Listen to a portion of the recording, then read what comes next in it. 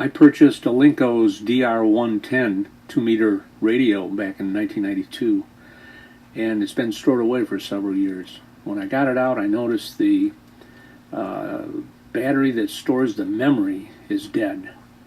And so, of course, that's the battery that stores all the information that you program into the radio.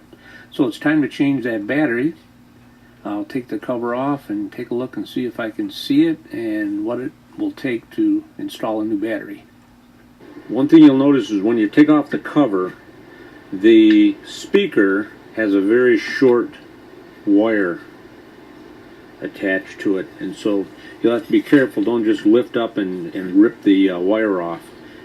I had to reach down in and unplug this very carefully, unplug this speaker wire. So it looks like the battery is right here, and it's a BR 2032, and it's soldered in. So there were two screws. I took these two screws out right here, and you can lift this board up and you can see on the bottom the two spots that you'll have to unsolder right there in order to get the battery out. batteriesamerica.com. You can look those guys up and they'll have a battery for this thing. Okay, so I'm ready to take the old battery out, and so I wanted a way to hold on to that board so that I could grab the battery while I'm heating it up to loosen the solder. So you can see the battery right there. And so what I'm going to do is get my iron and hold on to the battery while I touch the contact on the back side. See if I can got one of them off. There we go. So this is the situation with the battery. It has these little small tabs that will be poking through the board here, and so on the board I'll have to heat the solder up and poke a hole through, like with a needle, so that I can fit on the new battery, so I can poke these through, and then it'll make the soldering work, I think. So there's my pin. Let's see what happens. I was able to get a pin through there. So now we're going to do the lower hole. Okay, so I've got a hole through there.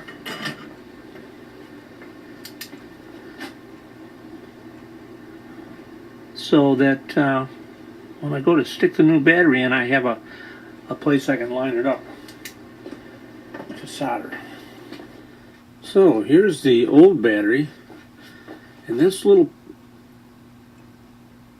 stem right here is what fits down through the board. This is the new battery, so I'm going to have to trim that to make it look like that so it'll fit down in there right. I took a pair of scissors and I actually cut that. So hopefully that'll poke up through the hole in the board and I can solder it in. Alright, so I've got the negative side of the battery soldered in. Here's the positive.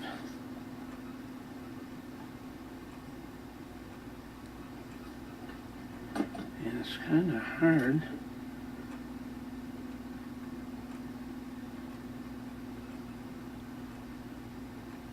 I think I got it.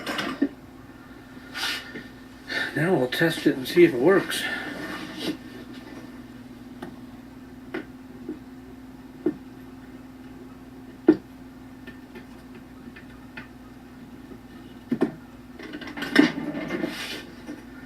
A little further observation, that's what that little thing's for.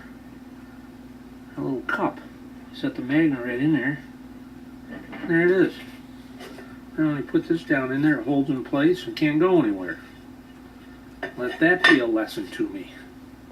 Well, I can't believe it, but I stuck that thing down in there and I got it lined up on the first try, I think. You can see these little tabs where it goes. If you look really closely. There it goes. It's in. Unbelievable.